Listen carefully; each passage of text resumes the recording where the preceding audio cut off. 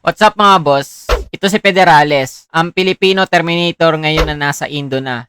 Aray ko. Sabay-sabay natin alamin kung kailan nga ba nagsimula si Federales at kung magkano ang kabuuang napanalunan niya sa official PUBG Mobile Esports. Disclaimer lang mga boss, lahat ng mga numero mababanggit ay base lamang sa record ni PUBG Mobile Esports page.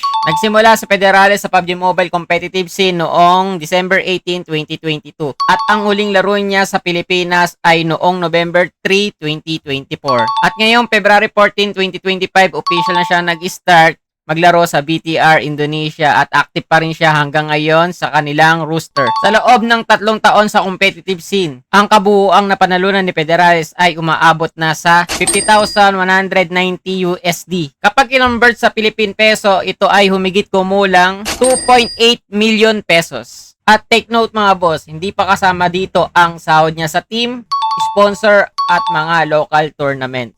Kung may paborito kayong PUBG Mobile pro player na kasalukuyan naglalaro sa competitive scene, i-comment nyo lang kung sino siya at kung ano ang gusto nyong malaman at aalamin natin yan para sa inyo. Kaya huwag kalimutang mag-follow at i-share ang video na ito. Maraming salamat mga boss.